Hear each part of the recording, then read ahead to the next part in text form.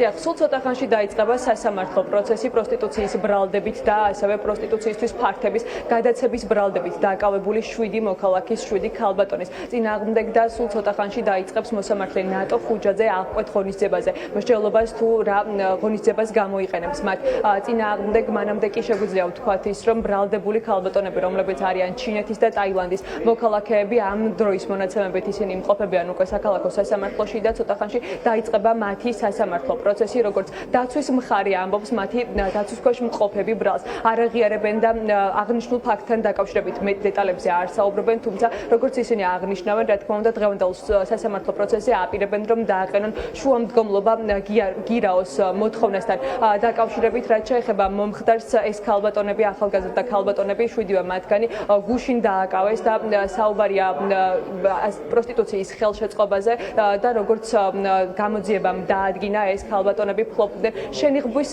მიზნით ტაილანდურ სალონებს და ამ ტაილანდურ მასაჟის მიზნით იქ მიდიოდნენ მოქალაქეები, თუმცა რეალურად ამ ფაქტებში ისინი სექსუალურ მომსახურებას უწევდნენ ადამიანებს. 6-ვე მათგანი იყენებს დუმილის უფლებას და შესაბამისად უშუალო დეტალებთან დაკავშირებით ვერ ვისაუბრებ.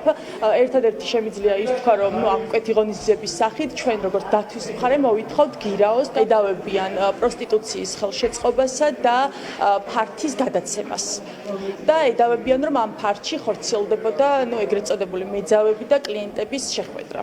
და ეს ორგანიზება ხდებოდა მათ მიერ და შესაბამისად შემდგომ ადმინისტრატორების მიერ ხდებოდა გარკვეული თანხის ანაზღაურების მიღება. 254 მუხლის პირველი მეორე ნაწილით არიან ამ შემთხვევაში ბრალდებულები დაკავებულები, მათ ბრალი წარედგინათ ამავე მუხლით, რაც გულისხმობს პროსტიტუციის ხელშეწყობას და ფართის გამოყოფას, შესაბამისად ამ ბრალდებით წარედგინათ მათ ბრალი. ორ პირზე არის საუბარი ამ შემთხვევაში, ორ სხვადასხვა პირს წარედგინა ბრალი, ჯგუფურობა არ არის ამ შემთხვევაში როგორც მაკვალიფიცირებელი გარემოებაა. ერთიანი საქმე არის ამ შემთხვევაში, მაგრამ სხვადასხვა დამოუკიდებელი ქმედებებისთვის არის თვითონ თავისი ბრალი აქვს ამ შემთხვევაში წარდგენილი.